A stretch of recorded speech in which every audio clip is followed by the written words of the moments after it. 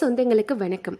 நம்ம இந்தியாவை பொறுத்த வரைக்கும் நமக்கு ஒரு சட்டம் உருவாகணும் அப்படின்னா அது பாராளுமன்றம் ஒத்துக்கணும். அதுக்கு ரெண்டு முக்கிய அவைகள், லோக்சபா மக்களவை, மாநிலங்களவை, இவங்க ரெண்டு பேரும் ஒத்துக்கணும். லோக்சபா மக்களவை அப்படின்னா லோக்சபா, மாநிலங்களவை அப்படின்னா ராஜ்யசபா. ஸோ ரெண்டு சபையும் சேர்ந்து ஒத்துக்கிட்டாதான் ஒரு சட்டம் அப்படின்றத நம்ம இந்தியாவில் உருவாக்க முடியும். சரி, எதுக்கு ரெண்டு பேர் இருக்காங்க? லோக்சபா ராஜ்யசபான்னு எதுக்கு ரெண்டு பேர் இருக்காங்க?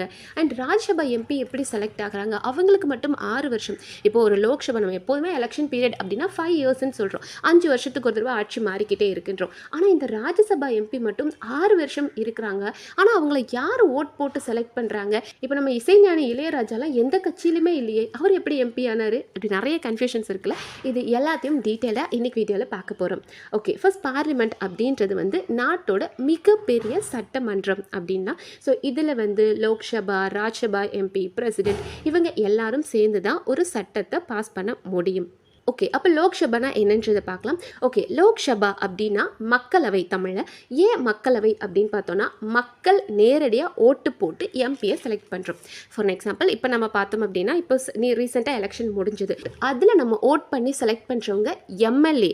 ஸோ அந்த எம்எல்ஏக்களை செலக்ட் பண்ணி அந்த எம்எல்ஏக்கள் மூலிமா சீஃப் மினிஸ்டர் செலக்ட் பண்ணாங்க. ஸோ அது சட்டமன்ற தேர்தல் அப்படின்னு சொல்லுவோம். ஸோ சட்டமன்ற தேர்தலில் எம்எல்ஏக்களுக்கு நம்ம ஓட்டு போட்டு நம்மளோட மாநிலத்தோட சீஃப் மினிஸ்டர், இப்போ விஜய் அவர்களை சூஸ் பண்ணியிருக்கோம் இல்லையா, அந்த மாதிரி சீஃப் மினிஸ்டருக்கு நடக்கிற எலெக்ஷன் நம்ம சட்டமன்ற தேர்தல்னு சொல்லுவோம். அதுக்கு நம்ம ஓட் பண்ணி செலக்ட் பண்ணுறவங்கள எம்எல்ஏக்கள்னு சொல்லுவோம்.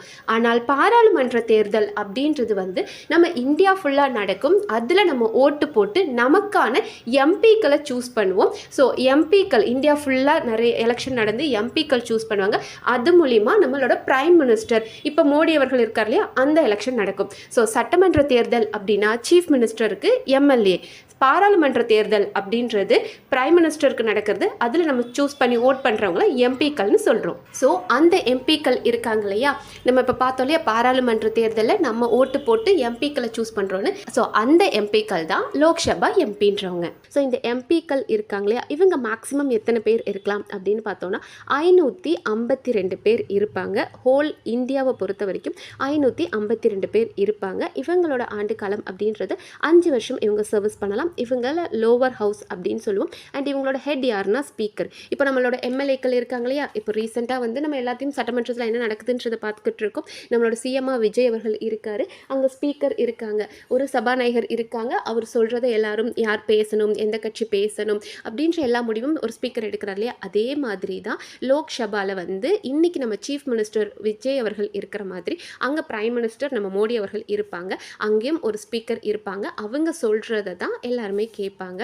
ஸோ லோக்சபாலையும் சரி ஸ்பீக்கர் அப்படின்றவங்க இருப்பாங்க. அதே மாதிரி ஒரு பிரைம் மினிஸ்டரை சூஸ் பண்ணுறதுக்கு ஓட் பண்ணுறது யாருன்னா இவங்க லோக்சபா எம்பியாக இருப்பாங்க. இப்போ நான் ரீசெண்ட் நடந்ததாகவே சொல்கிறேன். தமிழ்நாட்டில் எலெக்ஷன் முடிஞ்சது, 118 சீட்ஸ் இருந்தது அப்படின்னா அவங்க சீஃப் மினிஸ்டர் ஆகிருக்கலாம். பட் நம்ம விஜய் அவர்களை பார்த்தோம் அப்படின்னா 108 சீட்ஸ் தான் இருந்தது. அது போக அவர் ஒவ்வொரு கட்சி கூடயும் கூட்டணி வச்சு அவரோட மெஜாரிட்டி டெஸ்ட், ஃப்ளோர் டெஸ்ட் அப்படின்னு சொல்லுவாங்க.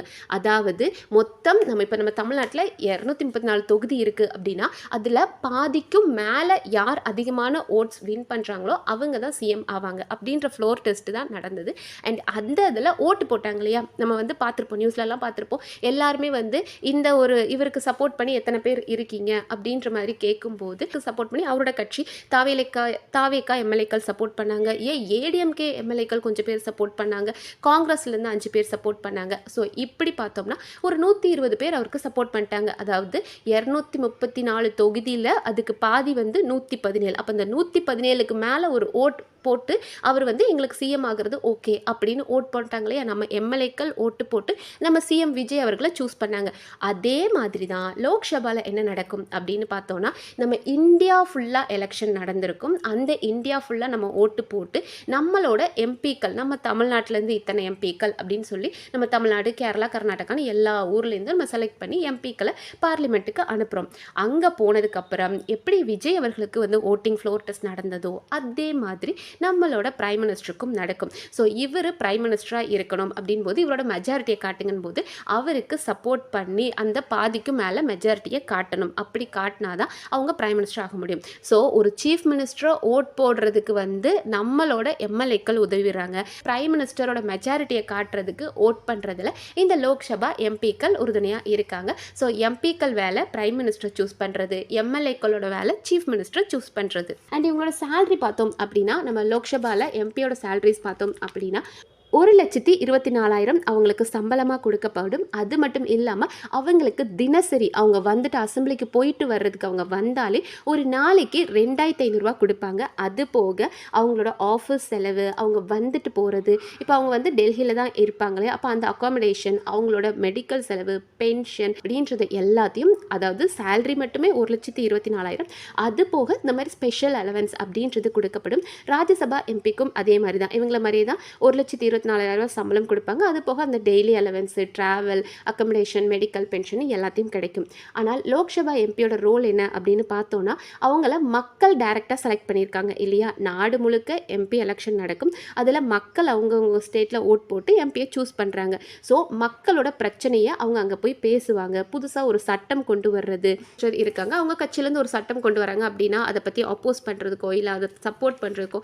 இப்போ நம்ம தமிழ்நாட்டை பொறுத்த வரைக்கும் நமக்கு பிரைம் மினிஸ்டராக இருக்க மோடியை பிடிக்காது. அப்போ நம்ம தமிழ்நாட்டிலேருந்து செலக்ட் ஆன எம்பிக்கள் என்ன பண்ணுவாங்க அப்படின்னா, மோடி ஒரு தப்பான விஷயத்தை கொண்டு வர்றாரு, தமிழ்நாட்டுக்கு எதிராக ஒரு விஷயத்தை கொண்டு வர்றாருன்னா அப்போஸ் பண்ணி பேசுவாங்க.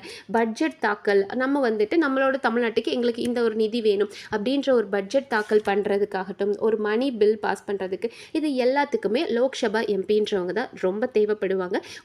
எந்த ஒரு வளர்ச்சிக்கு தேவையான சட்டங்கள் கொண்டு வர்றதுக்கும் இல்லை அதுக்கான நமக்கான நிதி வாங்கிட்டு வர்றதும் எல்லாத்தையுமே லோக்சபா எம்பி பண்ணுவாங்க.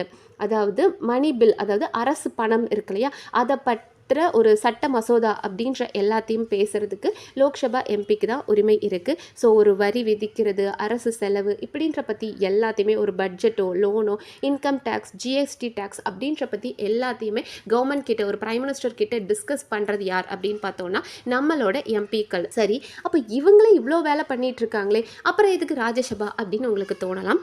அண்ட் இந்த ராஜ்யசபாவோட இன்ட்ரெஸ்டிங் ஃபேக்டர் என்ன அப்படின்னு பார்த்தோன்னா, லோக்சபாலாவது மக்கள் ஓட்டு போட்டு அந்த எம்பிக்களை சூஸ் பண்ணுறாங்க. ஆனால் ராஜ்யசபாவில் அப்படி கிடையாது. ஸோ நம்மளோட ராஜ்யசபா எம்பிக்கள் அப்படின்றவங்க நம்ம மாநிலத்தை ரெப்ரசன்ட் பண்ணி போகிறவங்க. ஸோ அங்கே போய் மத்தியில் போயிட்டு மத்திய அரசு கிட்ட மாநிலங்களுக்கு இந்தந்த சலுகைகள் வேணும், இந்தந்த தேவைகள் இருக்குது அப்படின்னு நம்ம மாநில அளவில் இருக்கிற குரல் கொடுக்கறதுக்கு ராஜ்யசபா எம்பிக்கள் உதவுறாங்க. அதாவது இப்போ நம்ம தமிழ்நாட்டில் வந்துட்டு நமக்கு ஒரு எம்எல்ஏக்கள் இருக்காங்க இல்லையா, அந்த எம்எல்ஏக்கள் ஓட்டு போட்டு சூஸ் பண்ணுறவங்க தான் ராஜ்யசபா எம்பி ஆகுறாங்க. அப்போ போன ஆட்சியில் டிஎம்கே இருந்தது, அவங்க வந்து ஒரு 150 சீட் வச்சுருக்காங்க அப்படின்னு வைங்களேன். அவங்க 150நாலே 118க்கு மேலே வந்துட்டாங்க, அவங்க வின் பண்ணி சிஎம் ஆயிட்டாங்க. அப்போது அவங்க சைடில் இருந்து ஓட் பண்ணி ராஜ்யசபா எம்பியை சூஸ் பண்ணுவாங்க. அதாவது 34 பேர் ஓட்டு போட்டால் தான் ஒரு ராஜ்யசபா எம்பியை சூஸ் பண்ண முடியும். ஏன்னா நம்ம இந்தியாவை பொறுத்த வரைக்கும் மேக்ஸிமமாக 250 ராஜ்யசபா எம்பிக்கள் இருக்கலாம். ஆனால் இப்போ ப்ரெசென்ட்டாக 245 பேர் இருக்காங்க. இதில் 233 பேரை வந்து அந்தந்த ஸ்டேட்ஸில் இருக்கிற எம்எல்ஏக்கள் இருக்காங்களே அவங்க சூஸ் பண்ணி தான் எம்பியை செலக்ட் பண்ணுவாங்க. ஆனால் மீதி இருக்கிற 12 பேர் எடுத்துக்கிட்டோம் அப்படின்னா பிரசிடென்ட் சூஸ் பண்ணுவாங்க. யாரெல்லாம் அப்படின்னா சயின்டிஸ்டோ, சிங்கரோ, ஆக்டர், ரைட்டர் அப்படின்ற மாதிரி ஃபேமஸ் பர்சனாலிட்டிஸை எடுப்பாங்க. இந்த கேட்டகிரியில் தான் நம்மளோட இளையராஜா இருக்கால, இசைஞானி இளையராஜாவும் செலக்ட் பண்ணியிருக்காங்க.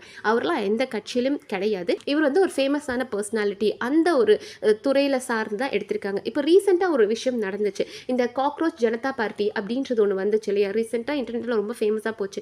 அப்போ அவங்க கொடுத்ததில் நாங்கள் அது ஒரு கட்சியே கிடையாது, அவங்க வந்து சும்மா இன்டர்நெட்டில் நாங்கள் ஒரு கட்சி ஓப்பன் பண்ணுறோம், நாங்கள் மில்லியன் கணக்கில் அவங்களுக்கு ஃபாலோவர்ஸ் இருந்தாங்க. பட் அவங்க என்ன சொன்னாங்கன்னா, நாங்கள் ஆட்சிக்கு வந்துட்டோம் அப்படின்னா இந்த ஜட்ஜஸ்லாம் இருக்காங்களே, ரொம்ப எக்ஸ்பீரியன்ஸ்டான ஜட்ஜஸ் எல்லாம் தூக்கி ராஜ்யசபா எம்பியாக போடுறாங்களே, அதெல்லாம் நாங்கள் பண்ண மாட்டோம் அப்படின்னாங்க. ஏன்னா அவங்க ஒரு வேலையை செய்கிறாங்க, அந்த ஒரு வேலையை செஞ்சாங்கன்றதுக்காகவே அவங்கள தூக்கி நம்ம வந்து பெரிய ராஜ்யசபா எம்பிக்களை சூஸ் பண்ணாமல் இவங்க வந்து அவங்க துறையில் வந்து ஒரு பெரிய ஆளாக இருக்காங்கன்னா அவங்கள தூக்கி போடணுமா அப்படிலாம் நாங்கள் பண்ண மாட்டோம் நாங்கள் ஃபுல்லாக சொன்னேன். அண்ட் இப்போ நம்ம தமிழ்நாட்டை பொறுத்த வரைக்கும் நமக்கு 18 ராஜ்யசபா எம்பிக்கள் மட்டும்தான் நாம் அனுப்ப முடியும்.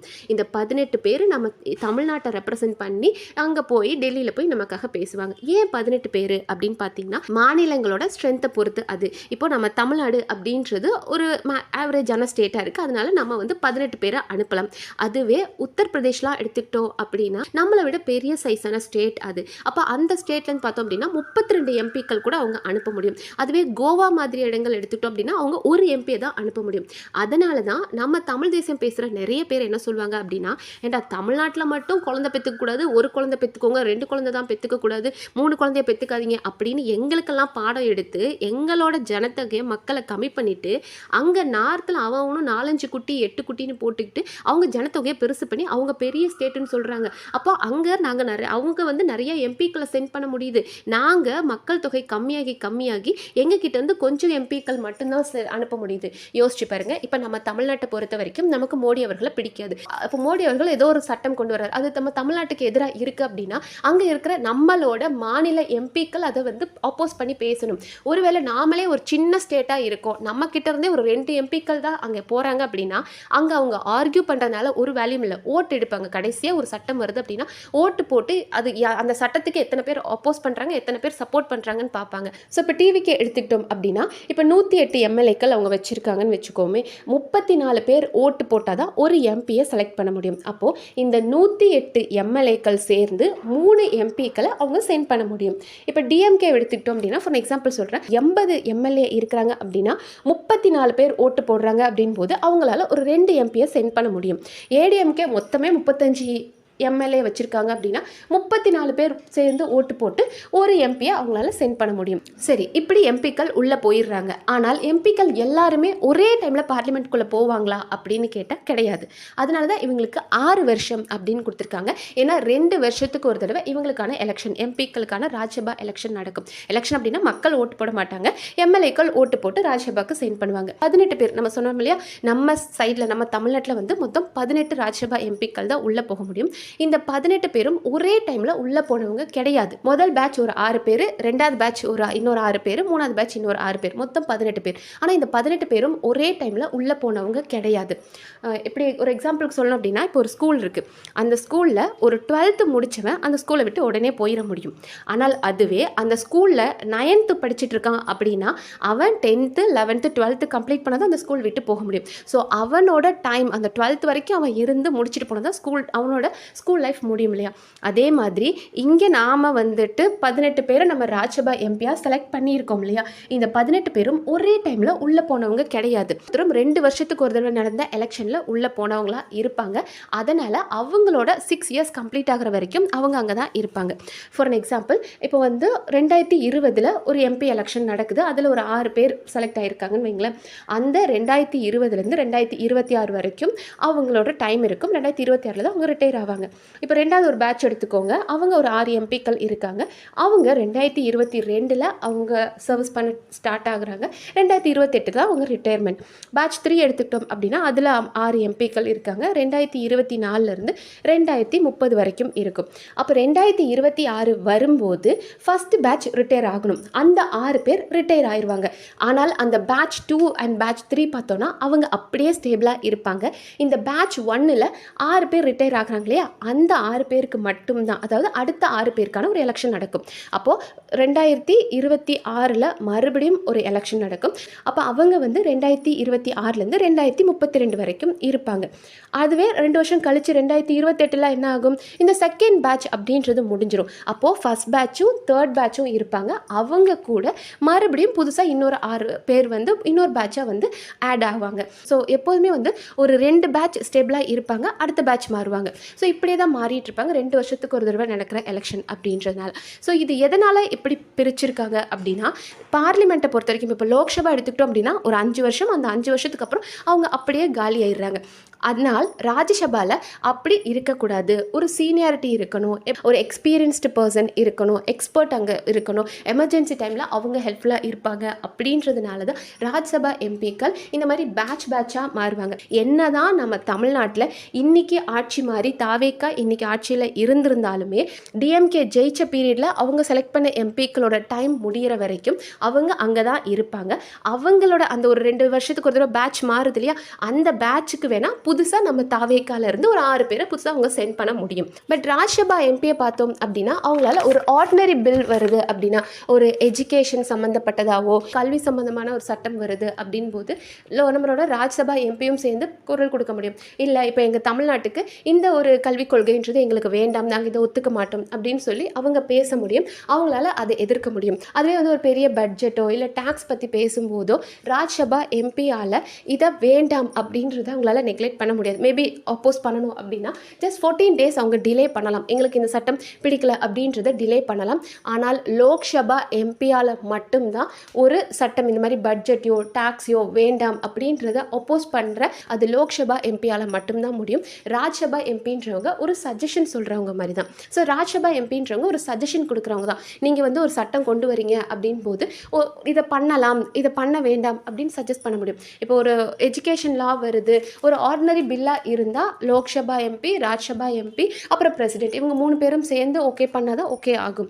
பட் இந்த பட்ஜெட் டேக்ஸ் இந்த மாதிரி விஷயங்கள் எல்லாமே வந்து லோக்சபா எம்பி ஓகே பண்ணால் மட்டுமே போதும். ராஜ்யசபா எம்பிக்கு அதில் இன்ட்ரெஸ்ட் இல்லைனாலும் லோக்சபா எம்பிக்கள் ஓகே சொல்லிட்டாங்க, மெஜாரிட்டி இருந்தது அப்படின்னா அந்த ஒரு பில் வந்து பாஸ் ஆகிரும் அப்படின்றாங்க. அப்போ ஒரு டவுட் வருதுல்ல உங்களுக்கு, அப்போ லோக்சபா எம்பி ரொம்ப பவர்ஃபுல்லாக இருக்காங்க, ராஜ்யசபா எம்பி கொஞ்சம் டம்மியாக தான் இருக்காங்க, இவங்க எதுக்கு தேவையில்லாமல், அப்போ ராஜ்யசபா எம்பி தேவையே கிடையாது, லோக்சபா மட்டும் இருந்தால் போதுமா அப்படின்னு ஒரு டவுட் வரும். ஆனால் லோக்சபா எம்பி அப்படின்றவங்கள நாம் மக்கள் செலக்ட் பண்ணி அனுப்பியிருக்கோம். ஆனால் நம்ம இந்தியா ஃபுல்லாக இப்போ எடுத்துக்கிட்டோம் அப்படின்னா, இப்போ நம்மளோட பிரைம் மினிஸ்டர் யார், மோடி அவர்கள். அவர்களுக்கு ஒரு பெரும்பான்மை நிறைய ஸ்டேட்ஸ் அவருக்கு சப்போர்ட் பண்ணுறாங்க. அவருக்கு ஈஸியாக லோக்சபாவில் அவரால் மெஜாரிட்டியை காட்ட முடியும். அப்போ அவர் ஒரு லா கொண்டு வராரு. இப்போ ஒரு எஜுகேஷன் பாலிசியிலே வந்து நிறைய ஸ்டேட்ஸ் ஹிந்தி படிக்கிறாங்க. அப்போ ஹிந்தியை வந்துட்டு மும்மொழி கொள்கையில் டெஃபினட்டாக நீங்கள் ஹிந்தியை கொண்டு வரணும் அப்படின்னு அவர் ஒரு சட்டம் கொண்டு வராருன்னு வைங்களேன். லோக்சபாவில் அவருக்கு மெஜாரிட்டி இருக்கும், அவரால் அந்த சட்டத்தை ஈஸியாக கொண்டு வந்துட முடியும். ஏன்னா வெறும் நீங்கள் லோக்சபா மட்டும் வச்சுருக்கீங்க, உங்களுக்கு மெஜாரிட்டி இருக்குது, அவர் பிரைம் மினிஸ்டருக்கு மெஜாரிட்டி இருக்குன்னு போது அதை வச்சு அவர் ஈஸியாக அந்த ஒரு லாவை பாஸ் பண்ண முடியும். இப்படி இருக்கக்கூடாது, மாநில குரலும் கேட்கணும் அப்படின்றதுக்காக தான் இந்த எஜுகேஷன் லாஸ்லாம் வந்துட்டு லோக்சபாவும் ஓகே பண்ணணும், ராஜ்யசபாவும் ஓகே பண்ணி பிரசிடென்ட்டும் ஓகே பண்ணாதான் அதெல்லாம் பில் பாஸ் ஆகும் அப்படின்ற ஒரு சட்டம் கொண்டு வந்திருக்காங்க. நிறைய ஸ்டேட் ஹிந்தி படிக்கிறாங்கன்னா நானும் படிக்கணுமா? இப்போ தமிழ்நாட்டிலேருந்து நம்ம அதை எதிர்த்து நம்மளோட எம்பிக்கள் எதிர்த்து ராஜ்யசபா எம்பிக்கள் எதிர்த்து அதுக்கு குரல் கொடுக்க முடியாது, எங்களுக்கு இது வேண்டாம், எங்ககிட்ட திணிக்காதீங்க அப்படின்ற விஷயங்களை அவங்க பேச முடியும். அதாவது லோக்சபா எம்பிக்கள் வந்து மக்களோட குரலா இருப்பாங்க, ராஜ்யசபா எம்பிக்கள் வந்து மாநில குரலா இருப்பாங்க. ரெண்டும் சேர்ந்தாதான் ஒரு நல்ல நாட்டை கட்டமைக்க முடியும். அப்படின்றதுனால தான் லோக்சபா அண்ட் ராஜ்யசபா ரெண்டுமே வேல்யூபிளா பார்க்குறாங்க. லோக்சபா அண்ட் ராஜ்யசபா எம்பிக்களை நீங்கள் எப்படி பார்க்குறீங்க, யார் பவர்ஃபுல் நினைக்கிறீங்கன்றதை கமெண்ட் செக்ஷனில் சொல்லுங்கள். அண்ட் வேற ஒரு இன்ட்ரெஸ்டிங்கான வீடியோவில் அங்கே மீட் பண்ணுறேன். நன்றி.